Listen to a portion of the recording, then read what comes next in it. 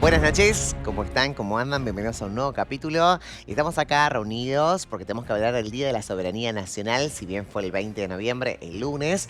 Hoy lo vamos a tratar como se debe, en este programa con dos especialistas, con dos amigos de la casa. En un ratito antes tengo que repasar las redes junto a vos. Estamos en Replay Contenidos, en nuestro Instagram, nuestro Twitter, nuestro Facebook. Allí vas a ver el anticipo de todas las noches y el resumen al otro día. También nuestro WhatsApp 261-300-1600 para que te comuniques con la producción. Ellos están bien o están mal. ¿Qué onda? Ah, lo están leyendo, ok. Si no, no sé si lo están leyendo o no. Si no, lo retamos, ¿eh? Muy bien, muy bien. Y ahora sí que se abra panel, señor director, cuando usted quiera, porque voy a recibir a mis invitados. Daniel Grilli, profesor licenciado y doctor en Historia. Daniel, ¿cómo ¿Qué estás? tal? ¿Cómo te va? Buenas noches. Buenas noches. Gracias por invitarnos. Un placer siempre. Y Rodrigo Quiroga, profesor de Historia. Buenas noches. ¿Cómo andas, Rodri? Muchas gracias. Bien. ¿Todo bien? Bien, todo bien, por suerte. Bueno, me alegro. Vamos a hablar de esta soberanía nacional. Dani, empezá y después Rodri te va a seguir. Como ya son el dúo. Le cedo el puesto. Le cede, muy bien. Empieza usted entonces, Rodri. Bien, a Usted ver. manejan el programa, quiero decirle. No, porque antes de cámara me dice cuando vos, Goga. No, si lo manejan ustedes, o sea. A ver, si bien la conmemoración de la soberanía nacional es un hecho reciente, recién en 2010 se comienza a festejar, es una batalla bastante importante que se da, tiene trascendencia en 1845 recién. Pero bueno, el concepto de soberanía nacional es un poquito de soberanía, es un poquito más complejo, que como bien investigaba el profesor Daniel, se inicia ya con la Revolución Francesa, se habla ya de Ilustración, algunos grandes pensadores de la época, y que se viene planteando ya con los revolucionarios de 1810 en adelante, sobre todo en los procesos independentistas en toda América Latina.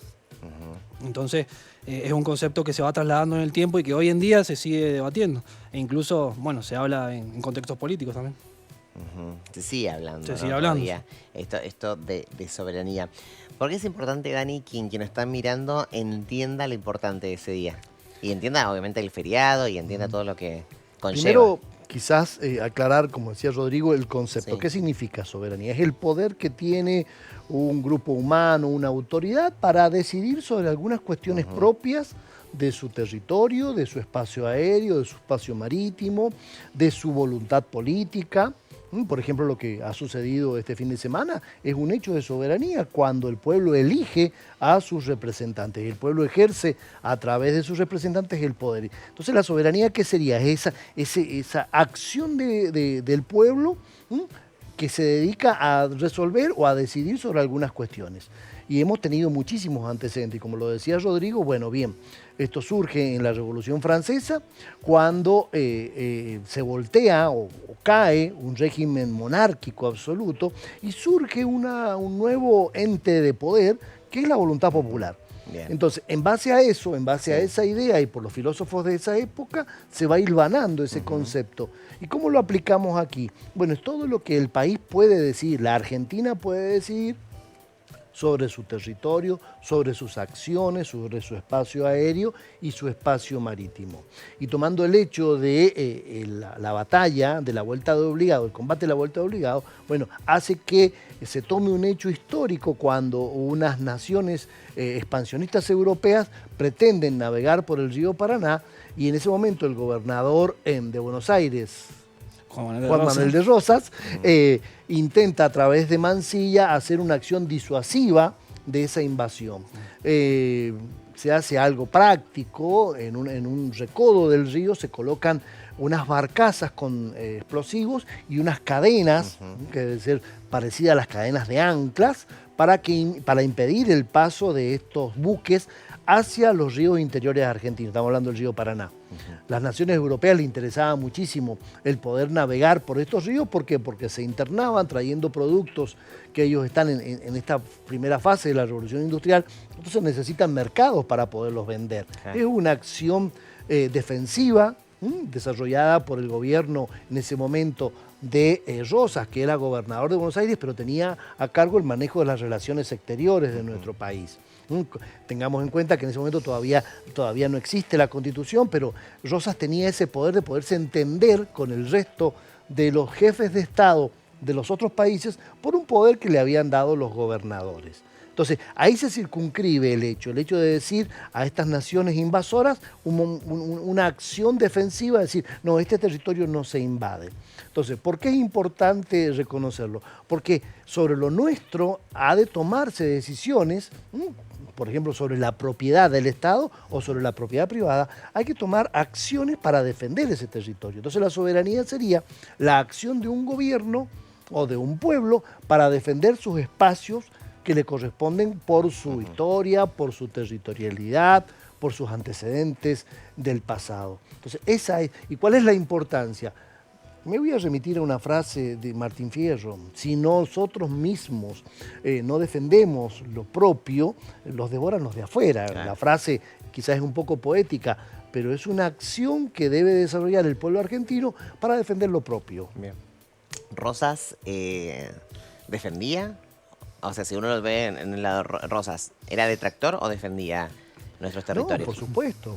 Muchas veces a Rosas se lo catalogó, digamos, de traicionero, Y lo que pasa de con la Rosa patria. es que es un personaje histórico muy cuestionado dentro de la historiografía, entonces, si bien tiene esta mirada para algunos que defendía la cuestión popular, para otros también plantean la idea de que defendía solamente los intereses ganaderos. Entonces, ¿hasta qué punto se defendía la soberanía o el territorio argentino o hasta qué punto se defendían los intereses de ciertos sectores de la zona del litoral, por ejemplo? Entonces, ese es el gran cuestionamiento que se hace.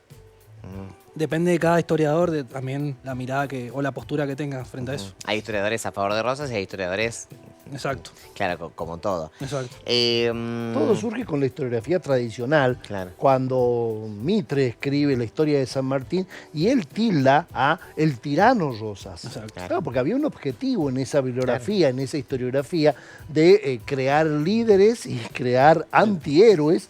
Y en este caso, a ver, Rosas como gobernador de Buenos Aires, bien como lo dijo Rodrigo, defiende los intereses de la provincia y de la nación en ese momento, aunque no estén constituidas, pero lo hace en base a un poder establecido por las provincias que le delegan el poder. Rosas todos los años renunciaba al manejo de las relaciones exteriores y las provincias se lo renovaban. O sea que hasta el año 52 Rosas tuvo el manejo de las relaciones exteriores. Se manejaba como si fuera un ministro plenipotenciario.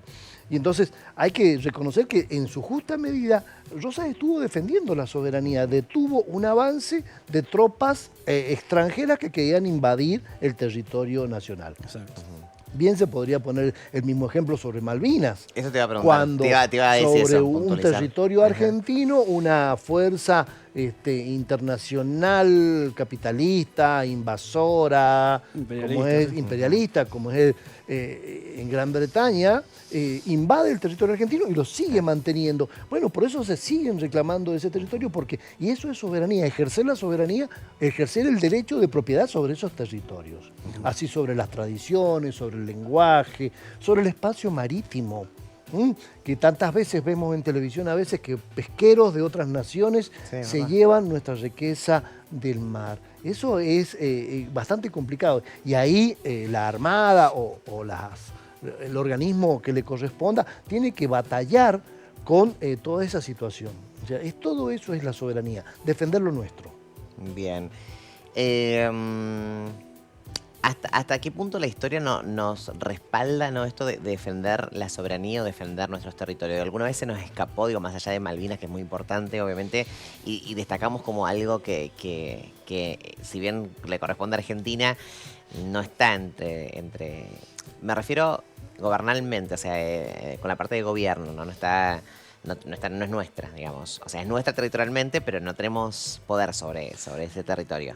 Digo, más allá de Malvinas. Me enredé muchísimo en esa pregunta, pero más allá de Malvinas, ¿no? Sí, que tenemos que sabemos que territorialmente es nuestro, pero no hay un poder, ¿no? Frente a ese territorio. Claro.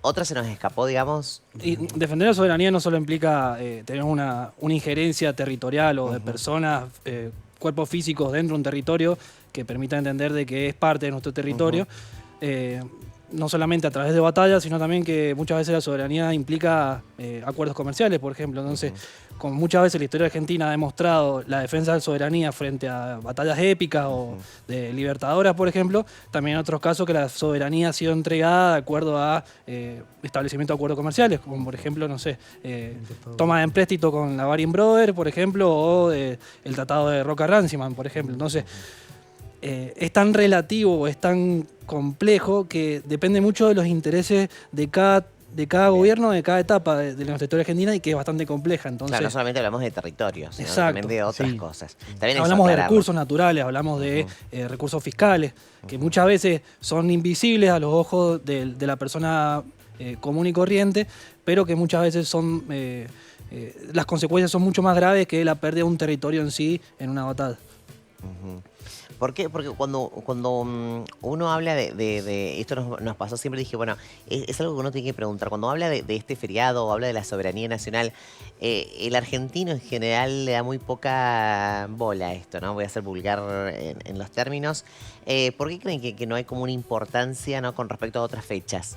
Ustedes como historiadores, ¿ustedes lo sienten así también? Digo, eso de la fuerza Y porque de que el quizá argentino pase... por el hecho mismo de que es un feriado o es una conmemoración nueva que se está instalando dentro del sistema educativo y que se está hablando, que si bien es una batalla importante, quizás no se le dio tanta importancia en la historia como otros hechos trascendentes también de nuestra historia argentina. Pero creo que va por ese lado. Sí, creo que se concatena con lo que hablamos hace un poquito atrás con el Día de la Tradición. Lentamente nos hemos ido olvidando de algunas cosas. Y un dato que puede ser quizás nimio, pequeñito, el hecho de trasladar las fechas patrias a otra fecha por una cuestión turística o económica, hace que de repente lo que uno diría, bueno, dice, te estás volviendo en el pasado. No, pero a ver, el hecho de que en las escuelas no se festeje el día de tal fecha, el día que corresponda, también hace que lentamente eso, el recuerdo se vaya pasando, se vaya olvidando. Y hoy es el feriado de tal. Y cuando uno analiza esto, quizás va a ser bastante polémico lo que diga, pero ¿cómo surge este feriado? Y porque estaban buscando una serie de fechas en los distintos meses para colocar los feriados puente por un tema turístico. Claro, obvio. Entonces, cuando vos decís, mirá, es valioso, es válido, nadie va a borrar el combate de la vuelta obligado, pero por ahí cuando uno mira, dice, bueno, fueron porque se buscó una fecha que en noviembre tuviera un feriado largo. Sí, bueno, no, eso es otra acción. Pero bueno, se ha ido olvidando porque, como hablamos en el programa de la tradición, la educación lentamente ha ido bajando los niveles y las fechas históricas a veces pasan desapercibidas porque se cambia el día de festejo. Claro. Y a lo que preguntaba recién Rodrigo sobre el tema de la pérdida de la soberanía, el ejemplo creo que más duro es la guerra del Paraguay. Durante la presidencia de Sarmiento, que se combate por un territorio, lo que es el Chaco paraguayo, y después que las fuerzas argentinas, el ejército argentino, se desangra obteniendo el derecho sobre ese territorio que hoy es parte del Paraguay, a través de una acción política, como el de la ministra de Relaciones Exteriores en ese momento, que fija una postura de la Argentina que nos deja mal parados. Y el ministro dijo, la victoria no le da derecho a un país a fijar por sí los límites. Entonces, bueno, ¿y para qué se hizo la guerra? ¿Por qué se discutió? Entonces, bueno, ahí se perdió muchísima sangre argentina, muchísima sangre paraguaya. Y es complicado, es un tema que ahí uno puede discutir, el tema de la soberanía. Cómo la acción de un elemento del Estado, como es el ejército, cumple con una acción valedera, defendiendo el territorio, y después, como dijo Rodrigo, por una acción política, eso queda en cierta medida olvidado. Y hoy ese territorio pertenece al Chaco. Bueno, como la guerra al de Brasil. Chaco, a Paraguay. A Paraguay. Chaco, Paraguay. Con la guerra con el Brasil también, lo mismo que pasó con Uruguay. Entonces, cuando uno habla de territorio y habla de defender, los próceres acá son fundamentales, ¿no? Porque digo, si uno remonta a esa época, el objetivo de muchos era defenderlos. Había como una desesperación de obtener territorio. Territorio en aquel momento era poder, es decir, frente a adquisición de territorios, significaba tengo más poder. Sí, Me refiero a los Sí, próceres, digo, sí. sí, sí. en general. Sí, las teorías económicas de esa época apuntaban a que a cuanto mayor territorio había, mayor riqueza había, porque la riqueza se daba a través de la tierra.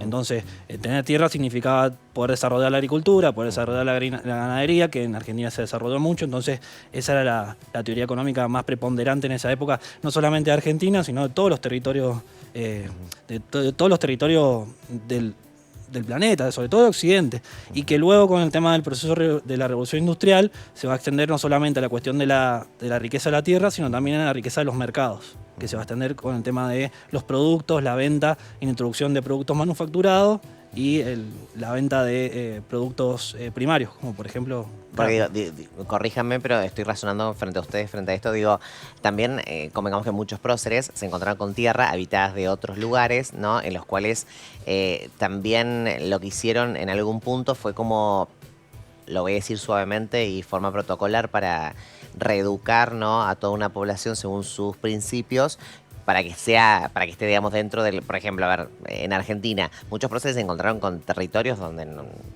la misma natividad no eran argentinos, o sea, en realidad, el mismo nativo.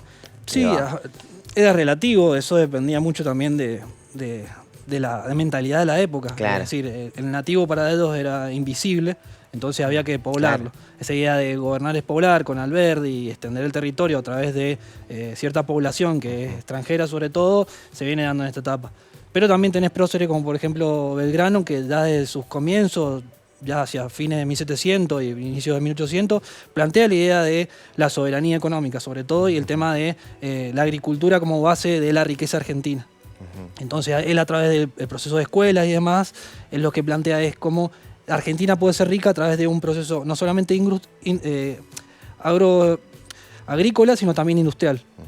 Entonces, tenés próceres que actúan de ambos lados. claro. Muy Y bien. ya que has nombrado próceres, traje el A testamento ver. de San Martín. Sí, le pido al sonista si me puede bajar la música acá en el estudio, que está muy fuerte. Acá en el estudio que se escucha. Y así lo Traje puedo- el testamento de San Martín, del testamento de muerte, de 1844, que es anterior a la batalla de la Vuelta Obligado. Y ya San Martín le dice, en el punto 3, si me permiten leer, Sí, obvio. el testamento de muerte hecho en París a 1844 dice punto 3. El sable que me ha acompañado toda la guerra de independencia de la América del Sur le será entregada al general de la República Argentina, don Juan Manuel de Rosas, como una prueba de satisfacción que como argentino he tenido al ver la firmeza con que ha sostenido el honor de la República contra las injustas pretensiones de los extranjeros que trataban de humillarla. Es decir, que San Martín, un año antes, ya está anticipando, que no es tampoco, no es un adivino, sino es por las acciones que Rosas ha estado haciendo. Ya San Martín lo reconoce, estando en Francia, que las acciones que Rosas llevaba a cabo, ya que vos preguntabas por el tema de los próceres, San Martín reconoce en las acciones de Rosas una acción verdadera en honor a la defensa de la soberanía argentina. Bien. Me pareció interesante Súper- meterlo. No, súper interesante. Porque digo, si uno empieza a razonar, hay una defensa del territorio, pero también en algún punto hay una invasión en ciertos territorios. Porque esos territorios también estaban, digamos, habitados por personas que no eran argentinas también, que no eran en ese momento nacional. Voy a Bueno, decirlo porque no sé pasa si se que- utilizaba Argentina o Argentina. ¿no? Claro, pero para hablar del concepto de Argentina hay que, Eso, por eso. hay que No me andar quise. mucho en el tiempo. No me quise. Y es decir, sobre un territorio determinado había un montón de comunidades Eso. que compartían entre ellos quizás el dominio del territorio, su lengua, su cultura, que eran distintas. Si vos me decís, el territorio sobre donde hoy está la Argentina, que era, si nos vamos para atrás en el tiempo, el antiguo virreinato del Río de la Plata, el anterior virreinato del Perú, habían un montón de comunidades que tenían culturalmente diferencias grandes.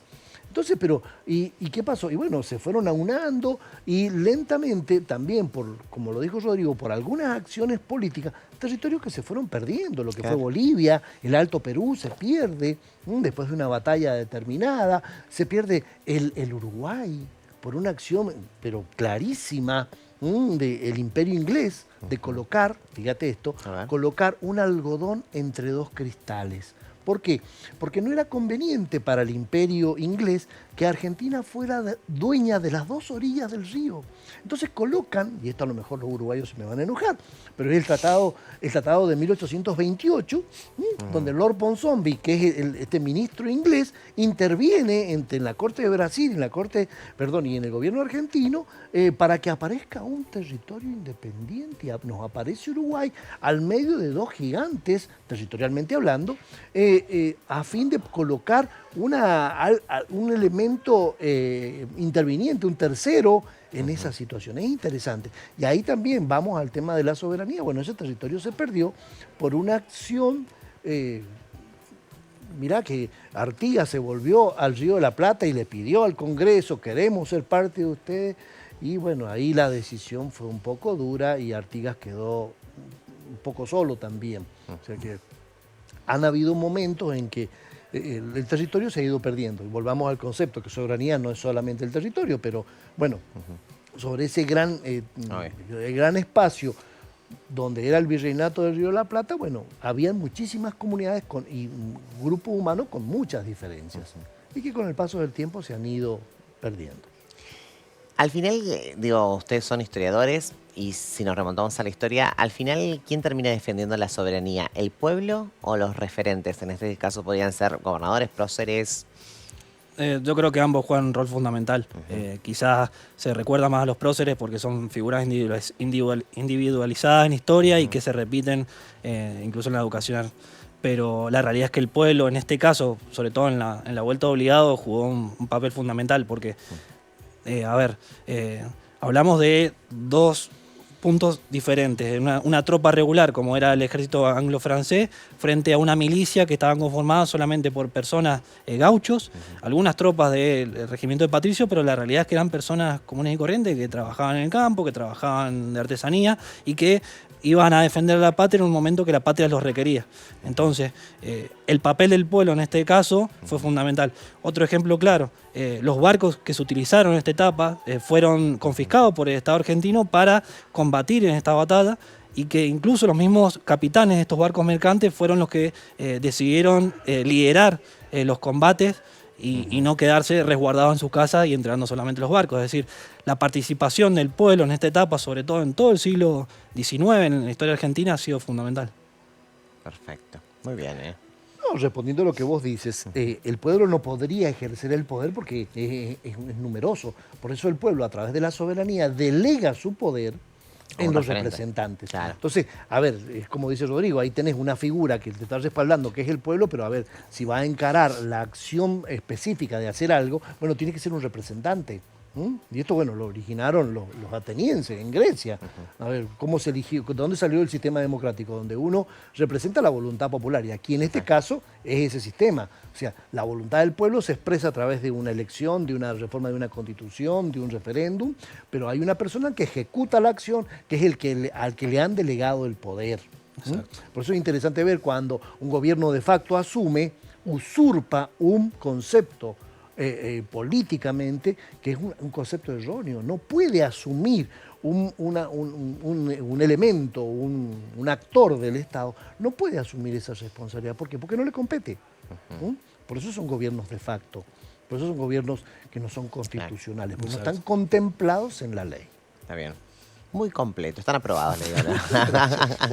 Están aprobadísimos los dos, quiero decirle. Muchísimas gracias por venir esta noche, por hablar de algo tan importante y a su vez un poco invisible, ¿no? Frente a la sociedad, que es el Día de la Soberanía Nacional. Acá el director me preguntaba, bueno, si el Día de la Soberanía Nacional es feriado porque el Día de la Tradición no, ¿no? En algún punto. Digo, no es para que me lo responda, es una cosa que me preguntó. ¿Cómo es la pregunta?